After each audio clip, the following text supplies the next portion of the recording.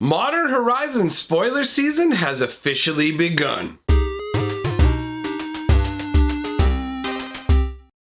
Greetings, owners of fine luxury cardboard rectangles, and welcome to my first Modern Horizons spoiler video in the spoiler season. Technically, we did get 2 cards a while back, but they weren't part of the spoiler season. We got Sarah the Benevolent and Cabal Therapist, and I've already talked about those guys in a couple videos before, so we're not going to be including them in this video. We're also not going to be doing that, focusing specifically on one card. I do like doing that, but I figured we would try things a little bit differently this time around. What I'm going to do is spoil all the cards that were made available today, and I'm going to do one of these each day. And then once we've gone through the spoilers and the whole set's been spoiled, then I'm going to pick and choose which cards I want to talk about specifically in depth, and maybe some overall concepts from the set as well. But either way, that's enough yammering without card sharing. So let us dive in the order that these were presented to me today. We are starting out with a very,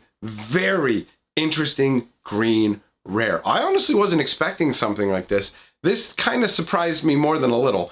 The Deep Forest Hermit, 2 green, 3 colorless, for a 1/1 with Vanishing 3. And Vanishing 3 is an old ability that you would see back in the days of Nemesis. So basically, this creature enters the battlefield with 3 time counters on it. At the beginning of your upkeep, remove a time counter from it. When the last is removed, sacrifice it. Never mind. This is the updated version. This isn't fading. This is vanishing. See, this is my first time seeing these cards as well. So basically the deal is it's got Vanishing 3, which is from the Time Spiral block, which works very similarly to fading, but isn't fading. So it's not all the way back from Nemesis. It goes back as far as Time Spiral. So anyways, what do you get? You get a 1/1 that when it enters the battlefield, you create 4 1/1 green squirrel creature tokens, and squirrels you control get +1/+1. Very cool card. The artwork is pretty interesting. You've got a fairly evil looking hermit. She doesn't look friendly, and it looks like the lines, the energy of the lines is like, is she summoning these squirrels using blood? Is that what's going on? Is it her own life essence that's being turned into a squirrel? I'm not sure exactly the way it's all arcing up around the squirrels and up into the tree, but I don't know what's going on. Either way, it's one of the 2 pretty awesome rares that we have to see, because this is very similar to Deranged Hermit, which they can't reprint because it's on the reserved list. So they've decided to kind of mess around with pre-existing concepts. And we're going to see that with the next card as well, which is Force of Negation. This is 2 blue and a colorless. It's an instant. Obviously, it's a counterspell. If it's not your turn, you may exile a non-blue. You may exile a blue card from your hand rather than pay this card's mana cost. Counter target non-creature spell. If that spell is countered this way, exile it instead of putting it into its owner's graveyard. Now, this is a pretty interesting spell, right? Because you have the original, which is supposed to be Force of Will. Now, this is cheaper, and it's just a negation. So you can't counter creatures with it, which is obviously a restriction on the spell compared to Force of Will. Plus, another restriction is the fact that you can only use it for free when it's your opponent's turn. You can only remove a blue card from your hand to pay this thing's cost during your opponent's turn. So it obviously is much diminished in power compared to a Force of Will. However, it is still a pretty potent spell. I mean, Negate only costs a blue and a colorless. For 1 more, you're gaining the ability to play it on the fly, having all of your lands tapped out on your opponent's turn. And on top of that, it will exile the spell from the game instead of sending it to the graveyard. So it is a step up from Negate, because Negate will just counter a spell regularly, a non-creature spell. And this one is a non-creature spell and make sure that it doesn't come back. So overall, that seems like a pretty big win to me. Let's go for a stealth sip here. Oh, you didn't see anything. Moving on. We've got a card that I actually think is pretty interesting. 1 white, 1 colors for a 3/1. It is a Shapeshifter Changeling. Now, I didn't expect to see them bring Changeling of all things into Modern Horizons, but they've decided to do so. So it's a 3/1. The flavor text says, the tribe was as strong as his longing, their territory as vast as his isolation. The Changeling knew he had found a home and a form.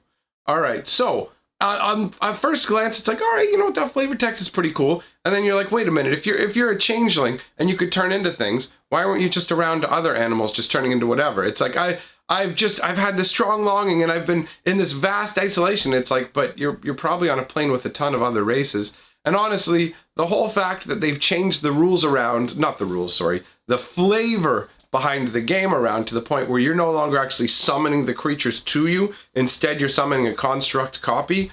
Well, that's not, that doesn't, it's not the same creature anymore. It's just, they're all like automatons to a level. And so the flavor on some cards falls apart when I remember that. There'll be people who try and come along and say, it's always been that way. But it's like, no, if you started all the way back when I did, you were summoning the actual creatures and they were never copies. So for me, that part sometimes impacts my enjoyment of this kind of flavor. Now, if you remove that quibble from it, I mean, it's a cool concept to a degree. But as somebody who can take on any kind of form, it's a lot harder to believe you were isolated when you could have just been going around to different... It's like, only the lion people understand me. Other than that, though, the artwork is pretty cool. I like the whole, like, purple essence kind of showing that they're not what they meant to be. This is like the concept they use for Changeling. There's a problem with it when we get to a future card in the spoilers here. But overall, it looks pretty solid. I like the idea. It's playing on the whole, like, Leonin Cat Warriors that you can normally find here or there in sets for a white and a colorless for a 3/1. And it just happens to be a Changeling. I like the way it fits in. Overall, I like the flavor of the card. I'm just a bit of a nitpicky guy sometimes. What are you going to do? Moving on. Martyr's Soul. 1 white, 2 colors for a 3/2 Spirit Soldier. It has Convoke, which means you can tap creatures to reduce its cost. We've already seen things like that because right now in Standard, we're in the Ravnica era, and Convoke is one of their abilities, so it's probably something you're pretty familiar with. When Martyr's Soul enters the battlefield, if you control no tapped lands, put 2 +1/+1 counters on it. So this feels like it could be pretty aggressive pretty quick. I mean, if you put a creature out on the first turn, you can tap it, put him out on the second turn, and he's a 5/4. And this is just a common. Honestly, this feels like a decent card. There's some cards that I've seen from this list that seem like, all right, we're getting some decent includes for Modern Horizons. This seems pretty solid. And there's some that make me go, this feels weak and like filler. And that's the next card we're going to get to.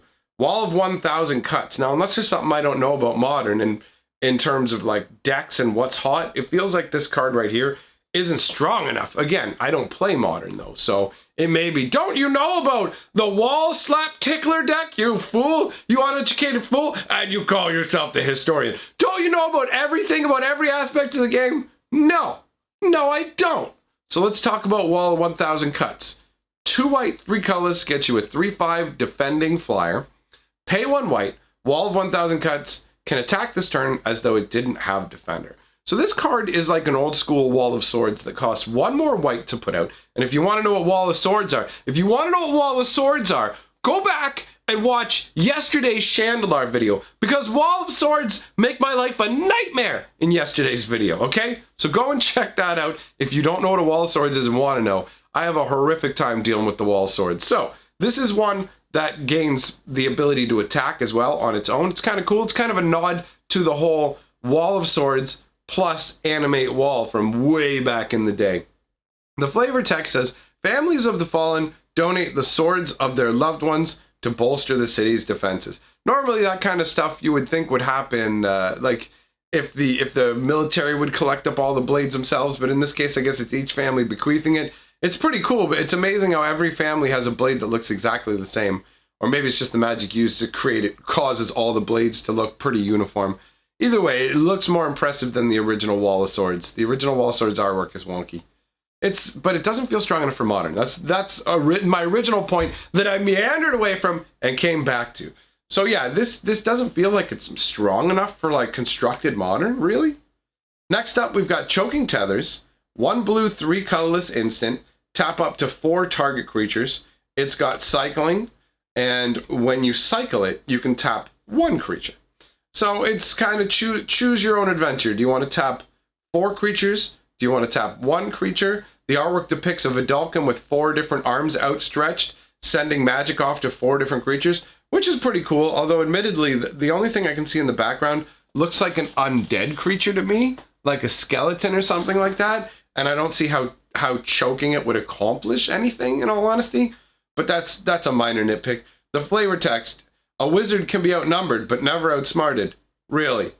Really? Yes, they can. Of course they can. By somebody smarter than I'm a wizard, I can never be outsmarted. That's not part of the job description. A wizard means you can use magic, not that no one can ever outsmart you. That's nonsense. I prohibit that. I prohibit that as flavor text. And that is a really, really clever lead into the next card called Prohibit. See what I did there? This actually is keeping its original artwork from the invasion block as well. So 1 blue, 1 colorless. It's got a kicker of 2. Counter target spell.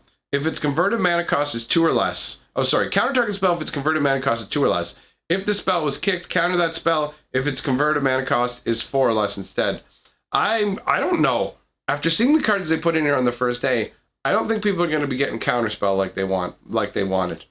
Next up, we've got one of the nicest pieces of artwork that I've seen so far. 1 blue for Stream of Thought. And that is target player puts the top 4 cards of the library into their graveyard. You shuffle up to 4 cards from your graveyard into your library. And it has Replicate, and that ability is from the original Ravnica block. The original, not the return, but the original. That's an ability that came from there. Now, what's funky about this one is the artwork, in all honesty. The whole fact that you've got one wizard where he's got like a bucket and there's just, it looks like he's being drenched, just soaked down, and he looks unhappy. And you can see the other wizard getting a beam directed straight into his brain that's making him go, oh! And also, I assume that water is coming back in through his eye. It looks like, I'm not 100% sure if that's supposed to be like water splorping up into him, or if he's just having an eyegasm with the blue water splashing out of his head while he's got a laser beam flying in his head and sparkly's all about it. The artwork is very interesting. It definitely feels far more like old school Magic the Gathering art where you just look at it and go, what? And less just obvious, like the very obvious choking tethers. Look, it gets 4 guys. Although I personally do like it when they represent the number of objects being affected by a spell in the artwork. So that's not a complaint about choking tethers. More just a praise for having some random out there art like Stream of Thought. Honestly, very nice. And Seb McKinnon is a genuinely talented individual. I really appreciate what he brings to the table. Next up, we've got Headless Specter. 2 black and a colorless for a 2/2 flying with Hellbent. This is that old Rakdos ability, again from the original Ravnica block. Whenever Headless Specter deals combat damage to a player, if you have no cards in hand, that player discards a card at random. And that's what's funny about Hellbent. If you look at words like Hellbent, it doesn't mean anything unless you know what Hellbent cares about. Hellbent cares about you not having any cards in your hand. That's the specific part of this that makes it Hellbent. But anyways, the flavor text says, no tongue to chant, yet the Forsaken hymn still emanates from its body. That's some awesome flavor text, in all honesty. That's pretty nutty, and it makes you think like of Hymn to Turok. You know what I mean? Because Hymn to Turok is an old school discard card, and it talking about the hymn still emanating from its body and making people discard stuff is crazy. Also, taking the Headless Horseman, which is an old Legends card, and that's what this feels like a reference to, and turning him into a flying specter, a Headless Specter that preys on people's thoughts. That is some thick flavor, and in all honesty, Headless Specter seems pretty good for a common card. Like, that's a decent strength common right there. That's going to make the Pauper players happy people. Next up, we've got Venomous Changeling. 1 red, 2 colorless for a 1/3 Changeling with Death Touch. It doesn't contain Venom. It is Venom. Now, this one gives me a little bit of a problem with our previous Changeling, because this Changeling is like, okay, it's a scorpion made all out of venom. Well, that's a really interesting concept, actually. A living amorphous blob of literal poison that's able to shape itself into whatever creature it wants to be. That's interesting flavor-wise. But then when we go back and we look at Imposter of the Sixth Pride, he also is made up of the same sort of like purple-looking goo. And so it's like, wait, is the lion also made of lumps of poison? Like, that's weird. The changing ability originally showed up in Lorwyn, but in Lorwyn they were like fat, bulbous, like E.T. kind of like liquiform looking creatures that were like pale and fairly like unremarkable. They just kind of looked like meh, whatever, and they could take on whatever form. This is a big departure from those type of changelings. After that, we've got Goblin War Party. 1 red, 3 colorless for a sorcery. Choose one. Either you get 3 1/1 red goblin creature tokens, or creatures you control get +1/+1 in haste until end of turn. And it's got Entwine for 3. And Entwine's that ability we saw show up back in the Mirrodin block, where you can actually pay extra mana and get both effects. Overall, this feels like an card. It's, I mean, at 4 mana, it's a pretty underwhelming card. This is another one that when I look at it, I go, I don't feel like this is going to make it into modern decks. I don't feel like everything they brought over is like power level enough for modern decks, but this is also, or not even just brought over, because some of these are new cards, and Goblin War Party seems like a new card as opposed to a reprint. I don't recall there being a Goblin War Party. I could be wrong on that, though. There are a few cards that occasionally I forget about, but this seems like a new card, and it doesn't seem like it's designed to the strength that is really required when it comes to modern. So it's a passover card for me. I guess it's just draft filler. And the artwork is all right. You've got a bunch of goblins with explosives strapped to them, but it doesn't explain. Is that supposed to be how they get haste? Like, you create 3/1/1 goblins. Is this like reused Siege Gang Commander artwork, or I don't know. There's something when I look at this that makes me go, did they commission this artwork for Modern Horizons, or did they go, this is a good opportunity to pull some old art out of the vault and just get like art we didn't use for something else and just slam it onto this card? Because I really don't get the explosives that are strapped to this. Were they? And he's got a hockey stick. He's got a hockey stick with what? He's got a hockey stick with dynamite stuck to it. He's got a hockey goalie stick. He's got the goalie stick of a what? Well, my brain's gonna blow up. We're moving on. All right, 1 red lava dart. Lava dart is an instant that deals 1 damage to any target. Flashback, sacrifice a mountain. Small outbursts are healthy. Well, that's the motto of my channel. Koth of the Hammer. Oh, are we getting Koth in this set?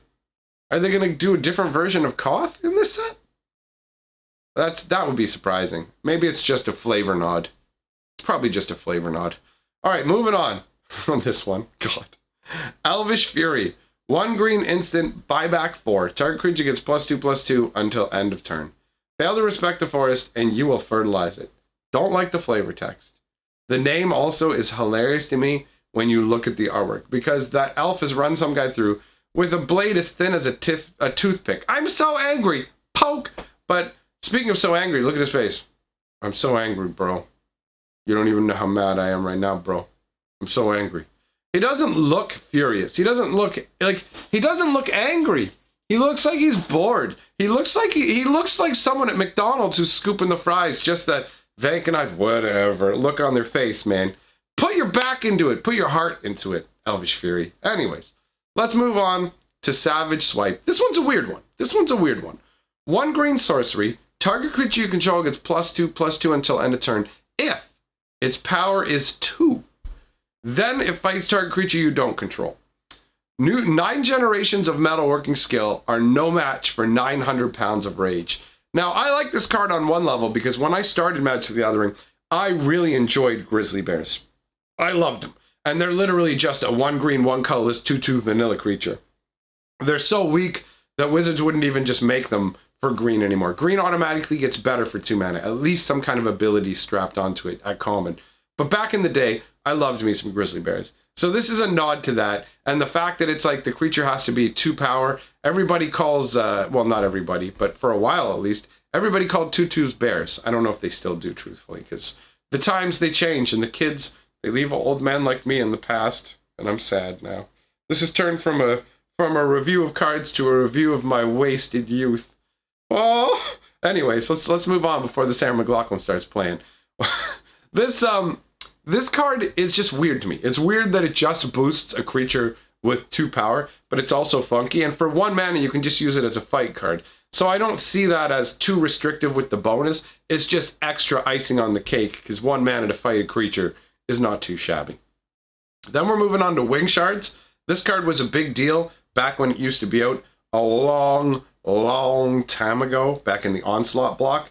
2 white and a colorless. It's an instant. Target player sacrifices an attacking creature, but it's got Storm. So when you cast a spell, copy it for each spell cast before it this turn. You may choose new targets for the copies. And we had confirmation that Storm was going to be in the set by Flusterstorm being released as the buy box promo. The reason I'm not including Flusterstorm or Astral Drift in this video, for anybody who's wondering, are currently the only spoiler cards for them are horrendous pictures of them still wrapped in cellophane, and they're not even in English. So what we'll do is we'll include them as proper copies get spoiled so we can visually appreciate them. So back to Wing Shards. Her feathers cut the air, as sharp as they are silent. Flavor text, whatever. It's funky artwork, honestly. You've just got this owl spread out, just firing off like feathers at such an intense velocity that they can just waste people. It's pretty impressive. Although it is a little confusing how it's like, okay, you choose who I shoot. Good. Next up, Firebolt. 1 red, do 2 damage to any target at sorcery speed. It's got flashback for 5 mana. They really do have a smorgasbord of abilities in this set. I mean, by abilities, I should say mechanics, right? So 5 mana to flash this back. Flashback was from the old, what was it, Onslaught block? That's, I believe, where we saw flashback first. Anyways, it's cool to be able to use your spells multiple times, either getting to cast them twice, or if you discard your cards to something and then you get an extra benefit out of it, like, oh, are you playing discard? Oh, you're going to duress that out of my hand? Well, guess what, son? I'm going to play it from my graveyard. Now, you will notice that they don't have any kind of weird little indicator cards. They used to put like little tombstones up on the cards to say that it had abilities that you could use in the graveyard like flashback, but they decided not to go that route. And for me, I'm fine with that. It doesn't impact me one way or the other. I never really cared about the little tombstones. They do stand out weirdly on cards. Then we've got Goblin. I didn't even talk about the fireball art, did I? Probably because I'm not that impressed by it. It's just a guy like throwing a fireball. I hate you, Dad. And so the flavor text says, there's more where that came from. There's more where that came from, Dad. Why don't you love me like Mom did? Goblin Matron. 1 red, 2 colorless for a 1/1 goblin. When she enters the battlefield, you may search your library for a goblin card, reveal that card, put it in your hand, then shuffle your library.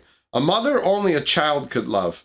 I enjoy the flavor text on that. You look at her, she looks pretty unpleasant. She's got like dirty rat birds sitting on her shoulder. She's like, I'm your mother. Give your mother a kiss. Mom, take a shower. I threw rocks at the wrong people. Flaming rocks, you throw flaming rocks at you too, Mom. Get out of here, Mom. I don't have parent issues, I promise. Next up, the final thing we're going to talk about is the thing that surprised me the most, I would say, out of what they've included. I didn't see this coming. Full art, snow-covered lands. This is a pretty cool include, and in all honesty, just using Canadian prices so you guys have some idea, the snow-covered lands are worth about at least $5 a piece for most of them right now, if not more. So these being included in the booster packs actually helps make booster packs feel a little less like you're going to get ganked. You're guaranteed at least a little bit of value. Admittedly, this will push the value of snow-covered lands down because it will ease up demand concerns, and there'll be some people who just want to get like these full art ones, but there'll be some people who want to use originals, so I'm guessing that it'll end up pushing the prices of all of them down. These aren't going to be the same price as older snow-covered lands. I could be wrong on that, but that's the feeling that I'm getting. If we take a look at the art, a lot of it, it's pretty meh to me, in all honesty. I'm disappointed. The snow-covered forest is the least attractive to me of all of them because of the tree in the front. If you actually were to edit out the tree in the front, the ones in the back look okay to me, but I do not like the one in the front. I'm not sure exactly what it is, but I don't know. I do not enjoy it. I would remove that, and then this artwork would probably become the best of the pieces of artwork. And then you've got varying degrees of like, pokey, like, look, I'm the snow-covered plains, I'm leaning this way. And then you got the snow-covered islands, like, I will also lean this way, but only more close up. And then you got the snow-covered mountains, like, I'm a peak that's going to lean this way. And then the snow-covered swamp is just like, it almost looks like a tundra with its white and blueness. But that's the most interesting, and it might just be the most interesting because of the contrast between it and the other 4 lands, because the other 4 lands have the really like spiky and mostly angular like upcroppings. I do like Snow-Covered Island as a second, though. Honestly, it looks pretty cool, even if it kind of maybe does look like it's formed out of toothpaste. It has a very cool feel to it. It does give the idea of like a frozen over island quite well. Snow-covered mountains, like depending on how tall they are, will have snow at the peaks anyway, so that's a little, it's just, they basically transplanted the snow-covered island tip, just slapped it over on the mountain. But overall, these arts for me are underwhelming, but the fact that they chose to do full art snow-covered lands really actually surprised me quite a bit. So I would say an excellent include, especially since you're going to get one in every single pack, and that makes a difference. That genuinely actually makes a difference. They're not quite as desirable as things like unstable lands, but they're desirable enough that it makes a difference. So that covers the first day of spoilers, all the cards I've seen so far. We will do them in batches of how I've seen them, so it may be staggered in different ways depending on how long it goes between me seeing the batches, but we'll get back together tomorrow for another fat batch of Modern Horizons spoilers. I'm going to roll the golden scroll now. These are the people back on my channel on Patreon or through channel memberships. We're welcoming a brand new member. Thanks for getting on board, Schecter7. Glad to have you aboard the membership. And to everyone, I say, thanks for being here. Appreciate it. And for now, I'm history, baby.